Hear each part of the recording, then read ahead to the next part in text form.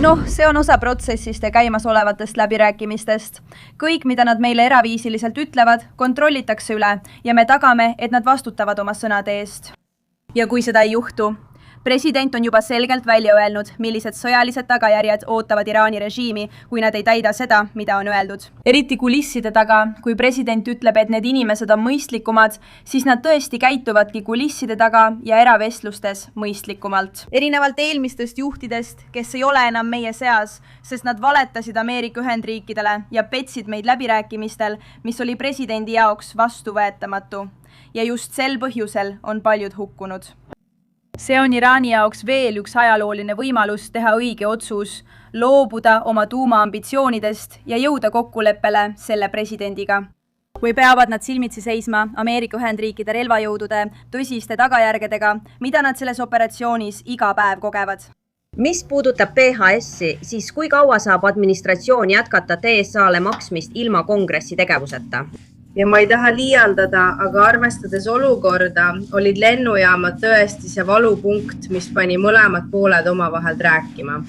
Ma mõtlen, kas sa näed mingit võimalust, et THS taas avatakse? Kas on võimalik, et see kestab kuni vahevalimisteni? No me kindlasti loodame seda, ma mõtlen, president ei saa lõputult allkirjastada memorandumid ja proklamatsioone iga kord, kui kongress jätab oma töö tegemata. Samal ajal kui demokraadid hoiavad kogu meie riiki pantvangis. Valides, milliseid asutusi nad tahavad rahastada ainult sellepärast, et neile ei meeldi selle administratsiooni poliitika. See ei peaks nii käima. Nad hääletasid 7 korda THS-i rahastamise vastu parteiliste ja poliitiliste põhjuste tõttu. Seega veel kord, president sekkus, et praegusel hetkel teha õiget asja. Kuid ta julgustab ka kongressi naasma Washingtoni, et see probleem lõplikult lahendada ning rahastada ja täielikult taasavada sisejulgeolekuministeerium. Caroline, 2 küsimust, üks TSA ja teine Iraani kohta. TSA kohta tavalistele ameeriklastele, kes pressikonverentsi vaatavad. Kui kaua läheb aega, enne kui lennujaamades kõik normaliseerub? Pärast presidendi tegevust Iraani suhtes ja tähtaega.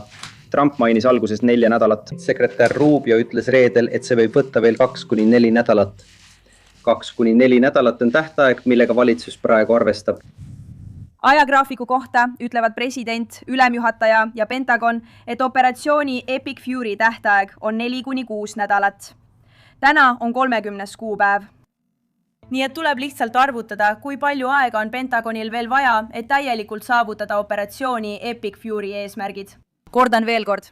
Iraani mereväe hävitamine, nende ballistiliste rakettide hävitamine, rakettide ja droonide tootmisinfrastruktuuri demonteerimine ning nende käsilasrühmituste olulisel määral nõrgestamine selle operatsiooni jooksul. Ja muidugi ka selle takistamine, et Iraan saaks tuumarelva.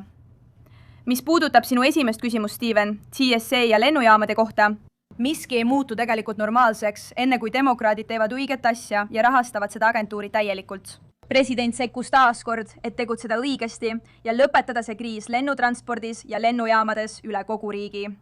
Kuid taas peab kongress tagasi tulema. Demokraadid peavad rahastama sisejulgeolekuministeeriumi, et me saaksime ametlikult tagada, et need suurepärased töötajad saavad pikaajaliselt palka. Teema nimi on Jonathan Caroline. 2 küsimust Lahesõja sõjakulude kohta aastatel 90 ja 91. Araabia riigid maksid suurema osa kuludest. Kuveit, Saudi-Araabia ja Araabia Ühendemiraadid.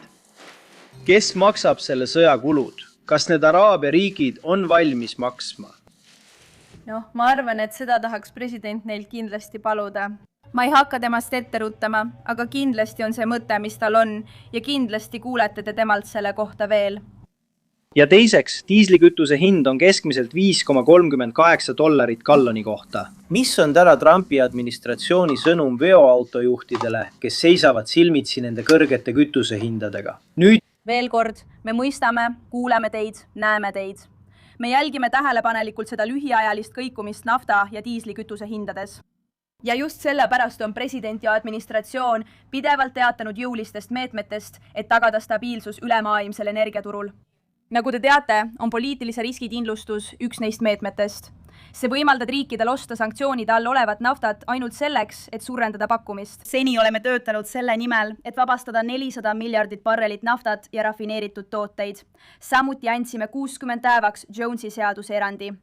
kõik see on mõeldud selleks, et suurendada pakkumist ja tuua turule vahepeal stabiilsust. Aga üldine sõnum, nagu oleme korduvalt öelnud, on see, et need on lühiajalised meetmed ja lühiajalised hinnakõikumised pikaajalise kasu nimel. Et lõpetada ohu, mida Iraan kujutab endast Ameerika Ühendriikidele, meie vägedele ja meie liitlastele selles piirkonnas. Ja tagada, et see režiim ei saaks enam kontrollida maailma energiavoo vaba liikumist Hormusi väina kaudu, mille vastu valitsus iga päev jätkuvalt võitleb. Karoliina, Jennifer, ainult 2 küsimust. Milline Jennifer? Kas mina läheksin? Mõlemale. Jätka. 2 küsimust Hiina ja Iraani kohta. Hiina kohta. Enne presidendi visiiti Pekingisse toimub töökohtumine sekretär Bessanti ja Jameson Greeriga. Millal see toimub? Ma ei tea. Ma loodan küll, et kabineti liikmed reisivad enne seda Hiinasse. Mul ei ole nende ajakava üksikasju, aga nagu teate, on see rahvusvahelistel reisidel tavaline.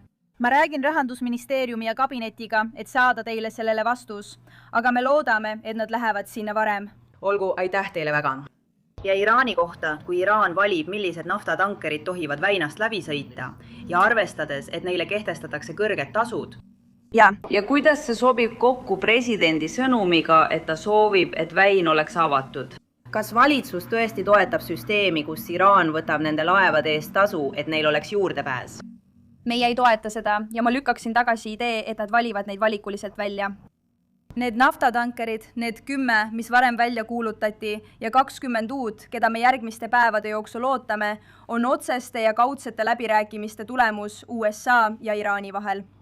Seega, nad ei liiguks edasi ilma presidendi diplomaatia ja tema meeskonna kaasamiseta. Loodame edaspidi täielikku vastavust ja jätkame selle küsimusega väga tihedat koostööd. Caroline. Aitäh teile siin ja lava taga, seal taga, just seal. Te tõstsite käe väga entusiastlikult. Palun, võite viibata. Hanna, News Nation, aitäh. Mul on teile 2 kiiret küsimust. On teateid, et vabariiklased kaaluvad tervishoiukulude kärpeid, et rahastada 200 miljardit Pentagoni ja operatsiooni Epic Fury jaoks. President Trump toetab sellist vahetust. Ma olen neid teateid näinud, aga ma ei ole presidendiga sellest rääkinud ega kuulnud, et seda oleks arutatud kõrgetasemelistel kohtumistel Valges Majas. Ma ei võta lõplikku seisukohta, sest ma ei ole kuulnud, et seda oleks siin läänetiivas arutatud. Teiseks ma tean, et Trump ütleb, et oleme Iraanis oma sõjaliste eesmärkide täitmisega graafikust ees. Ta ennustas, et see konflikt kestab 4-6 nädalat ja nüüd oleme juba 5. nädalal. Kuidas seda siis kokku sobitada? Ajakava oli 4-6 nädalat. Sa ütlesid, et oleme operatsiooni 30. päeval. Ma andsin Pentagonist värskendusi saavutatud eesmärkide kohta ja relvajõud on olnud väga tõhusad. Ma arvan, et me kõik peaksime olema uhked relvajõudude üle selle eest, mida nad viimase 30 päeva jooksul on teinud. Missioon jätkub, kuni eesmärgid on saavutatud ning 4-6 nädala tähtaeg kehtib endiselt. Mul ei ole selle kohta uusi uudiseid. Karoliina, Jaak. Jah, nagu teisedki, 1 DCA kohta, 1 Iraani kohta, Iraani kohta. Ma tean, et hüpoteesidesse on raske raskuda, aga ma arvan, et see on üks, millele sa võiksid vastata. Kui president tõesti püüab... Tõenäoliselt me ei kuule seda. Nii. Kui president või OPCOA otsustavad alustada maasõda, siis ta taotleb kongressilt selleks tegevuseks luba. Vaata, presidentilt on juba mitu korda küsitud maavägede või väidetavate maismaa operatsioonide kohta. Ta on ilmselgelt keeldunud seda võimalust välistamast. Pentagoni ülesanne on pakkuda presidendile võimalikult palju erinevaid valikuid. See ei tähenda, et oleks juba otsuse teinud, ega ka seda, et ta ei teavitaks meediat sellisest otsusest, et mitte vaenlast hoiatada. Mis puudutab kongressi ja õigusriigi nõuete täitmist, siis valitsus teeb seda alati. President tunneb sügavat austust kongressi rolli vastu kõigis sõjalistes operatsioonides. Tegelikult andis valitsus enne operatsiooni Eepiline raev alustamist kongressile ja 8-liikmelisele rühmale viisakalt ette teada.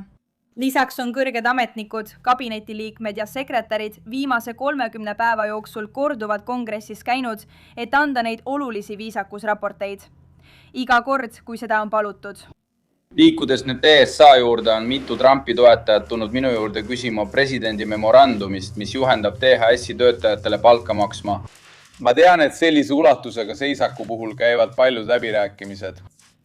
Miks president ei andnud seda makset TSA töötajatele välja varem? Noh, see oli demokraatide süü, kes hääletasid 7 korda sisejulgeolekuministeeriumi taasavamise vastu, mille tõttu sattusime eksistentsiaalsesse kriisiolukorda.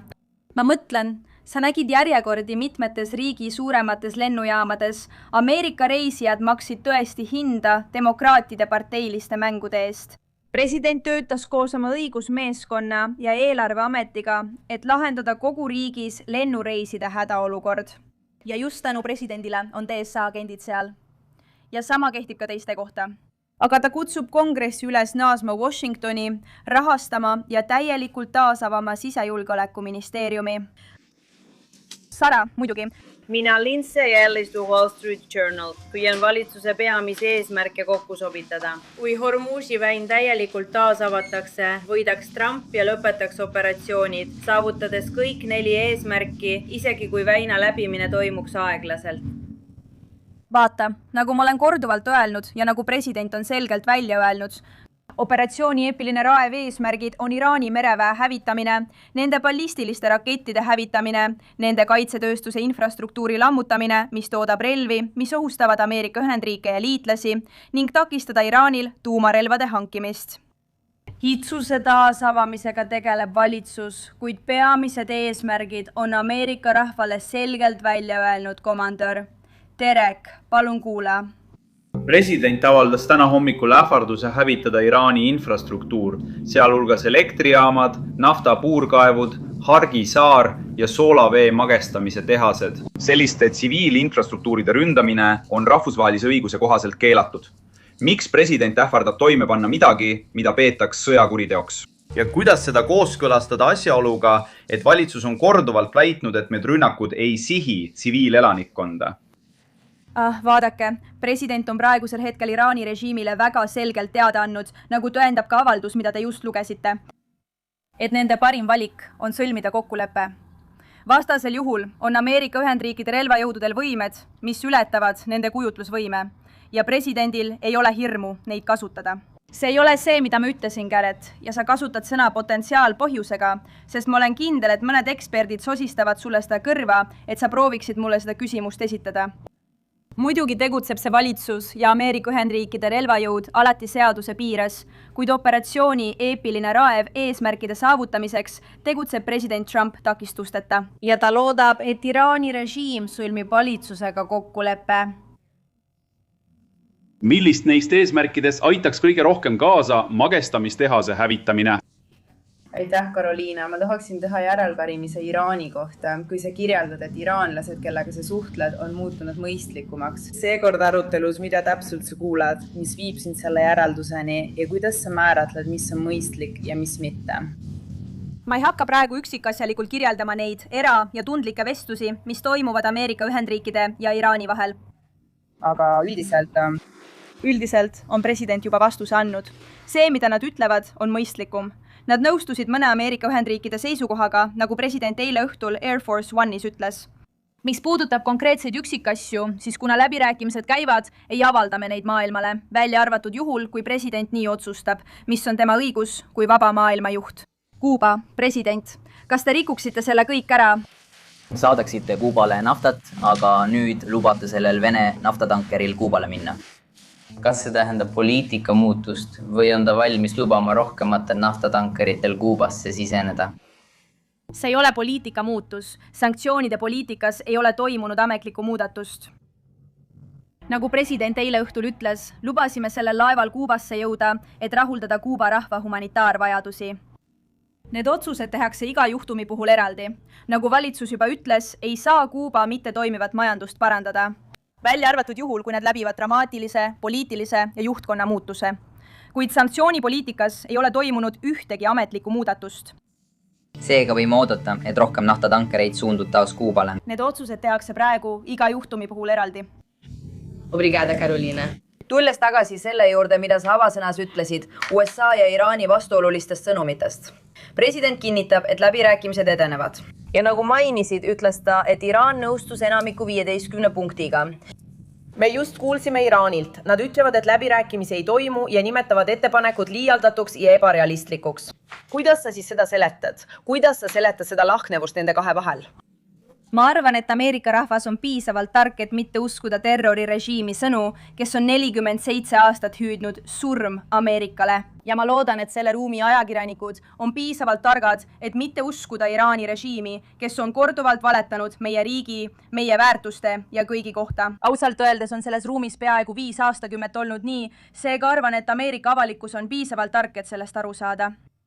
Mis puudutab eesmärke, siis te näitasite neid, aga president andis tähtajaks 6. aprilli, vaid 1 nädala pärast. Mida peab president nägema, et ta nende rünnakutega 6. aprillini edasi ei läheks? Ta postitas selle täna hommikul Truth Socialisse. Ta tahab kokkulepet järgmise 10 päeva jooksul.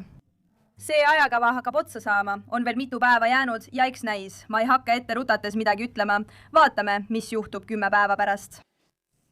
Aitäh. Üks Iraani kohta ja teine streigi kohta. President ütleb, et need, kes peavad läbirääkimisi mõistlikuma režiimiga, aga nüüd on Lähis-Idas 100 erioperatsioonide üksusi, nagu mereväe siilid ja armee rangerid, lisaks tuhandetele, kes on juba saadetud. Ta püüab konflikti lõpetada või seda teravdada.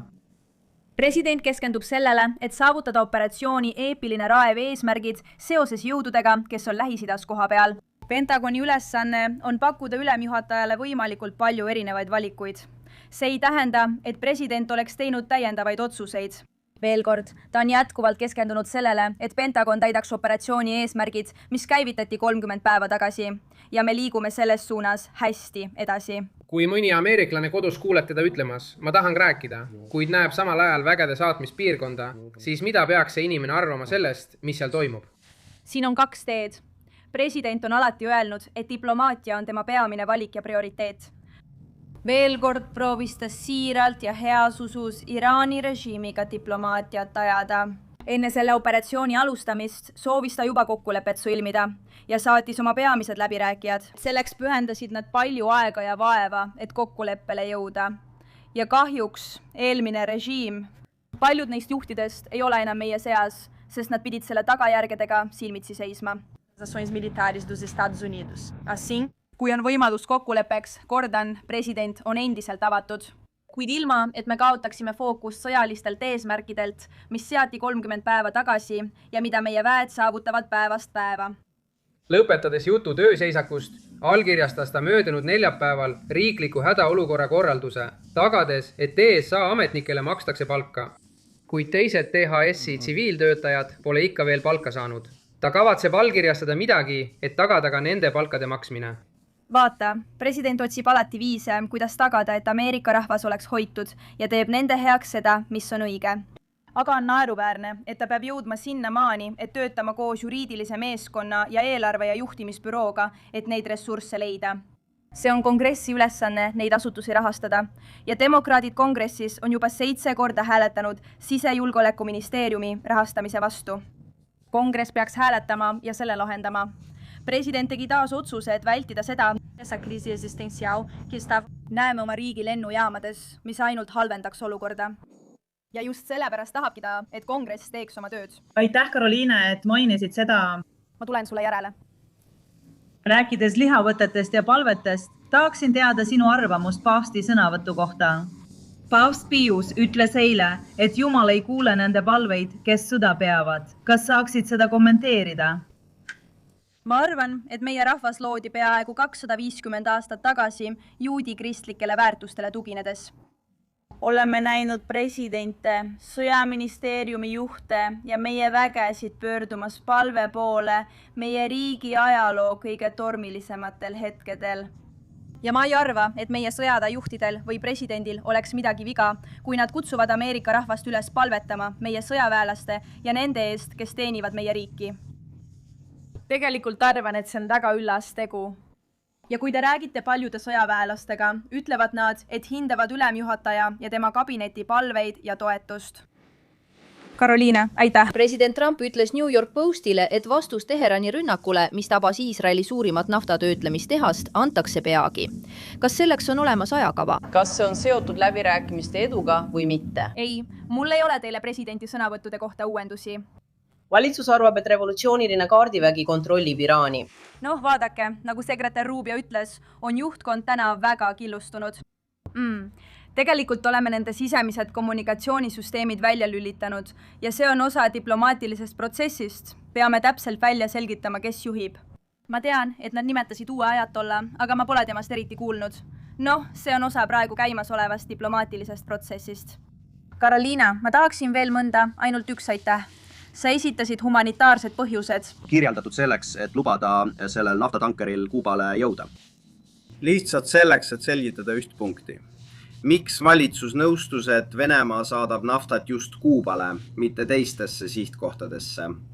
Vaata, see otsus tehakse jätkuvalt iga juhtumi puhul eraldi, humanitaarsetel või muudel sarnastel põhjustel, kuid meie sanktsioonipoliitikas ei ole muudatusi toimunud. Mehhiko president Sheinbaum ütles samuti, et Mehhiko kaalub, kuidas osa neist saadetistest Kuubale taastada. Valitsus nõustuks sellega. Nüüd. Jällegi, meie sanktsioonipoliitikas ei ole muudatusi toimunud. Me jätame endiselt õiguse konfiskeerida laevu, kui see on seaduslikult kohaldatav, mis on teel Kuubale ja rikuvad Jamilwai sanktsioone. Aga loomulikult jätavad president ja valitsus endale ka õiguse neist konfiskeerimistest loobuda, iga juhtumi puhul eraldi. Lihtsalt selguse huvides. Veel, Vene naftatankeritel lubatakse Kuubale jõuda. Iga juhtum on eraldi, aga Venemaa puhul on roheline tuli peaaegu kindel. Nüüd. Ei, ütlesin. See sõltub juhtumist. Karoliina, muidugi, Jeff saab sellest hästi rääkida. Teemat vahetades. President on alati CPAC-il osalenud, ta ei teinud seda sel aastal, sest ta ei rünnanud ja ta usub, et CPAC muutub vähem oluliseks. Ei, ma ei usu, et ta seda üldse arvab. Tegelikult talle väga meeldib CPAC ja tal on väga hea suhe suurepäraste inimestega, kes seda korraldavad, Mercedese ja MatchLabiga. See oli sel aastal lihtsalt ajakava tõttu, sest üritus toimus Texases. Prase, presidendi ajakava ja tema praeguste kohustuste tõttu oli parem mitte minna Carolinasse. Miguel. Aitäh. Kui leping Iraaniga sõlmitakse, siis nagu Zero ja Kausa kaitsevad nad oma läbirääkimispartnereid, et ellu viia presidendi rahuplaan. See on midagi, mida meie riikliku julgeoleku meeskond arutab. Mul ei ole täna midagi öelda. Ida-Karoliina. Pallisaal, räägi lähemalt sellest tohutust sõjaväekompleksist uue presidendi saali all. Tegelikult ei saa ma teile selle kohta rohkem midagi öelda, kuid siiski, sõjavägi teeb siin Valges Majas oma rajatistes mõningaid parandusi. Ja mul ei ole piisavalt teavet, et selle kohta praegu rohkem üksikasju anda. Reagan, palun. Aitäh, Karoliina. Üks küsimus Lähis-Ida kohta ja teine Antifa kohta. Netanyahu ütles pühapäeval, et kardinal Butrara võib pidada palmipuude püha jumalateenistusi Püha Haua kirikus. Pärast seda, kui Iisraeli politsei oli teda esialgu takistanud, kas keegi administratsioonist või president ise võttis ühendust Iisraeli võimudega, et paluda kardinalile selles küsimuses abi? Rääkisin täna hommikul sekretär Rubioga ja me väljendasime oma muret Iisraelile. Seoses nende pühapaikade sulgemisega soovime, et usklikud saaksid neile pühapaikadele ligi. Muidugi on turvalisus ülim prioriteet ja me mõistame, et Iisrael töötab nende turvameetmete kallal, et avada need paigad taas suure nädala ajal ja see on midagi, mida me hindame. Muidugi. Texases mõistis föderaalne vandekogus 9 inimest süüdi siseterrorismi süüdistustes, mis olid seotud Antifaga. Valge Maja on juba teatanud, et uurib Antifat, kes seda rahastab ja juhib. Kas saaksid anda meil ülevaate uurimise käigust, kuidas see edeneb? Ja kas te arvate, et näeme veel süüdistusi Antifa liikmete vastu? No, ma tean, et loodi eriagentuuride töörühm, mis keskendub Antifa ohule. Nagu te teate, kuulutas president selle kodumaiseks terroristlikuks organisatsiooniks. Õigustatult ja me jätkame selle uurimist. Mul ei ole praegu nende konkreetsete uurimiste kohta uuendusi, kuid mul on hea meel paluda oma meeskonnal need täna edastada, sest see on jätkuvalt presidendi ja tema sisepoliitika päevakorra jaoks ülimalt oluline. Karini, JJ. Küsimus maamiinide kohta. On teateid, et Ameerika päritolu miine on avastatud Iraani pinnal. President Trump on andnud loa Ameerika maamiinide kasutamiseks Iraanis. Mul ei ole täna selle raporti kohta kommentaare. Karini. Kommentaare pole. Karin, tere Karin. 2 küsimust THS-i kohta. Sa ütlesid, et president julgustab kongressi tagasi Washingtoni tulema. Sa ise ütlesid, et mul on kommentaare teha. Ta kordas seda mitu korda. Sa peaksid mäletama, et ta ütles, et korraldab Valges Majas suure lihavõtte õhtusöögi. Kui kongress seisab selles küsimuses demokraatidele vastu, mis on vajalik, sest taaskord on demokraatlik partei eksimas. Nad hääletasid 7 korda siseturvalisuse ministeeriumi rahastamise vastu, mis on täiesti absurdne kõigi nende sündmuste valguses. Vaprad mehed ja naised, kes teenivad siseturvalisuse ministeeriumis, väärivad oma palka. President soovib, et see juhtuks ja tahab, et kongress tuleks tagasi ning lahendaks selle küsimuse. Suur aitäh kõige eest, tõesti. Aitäh!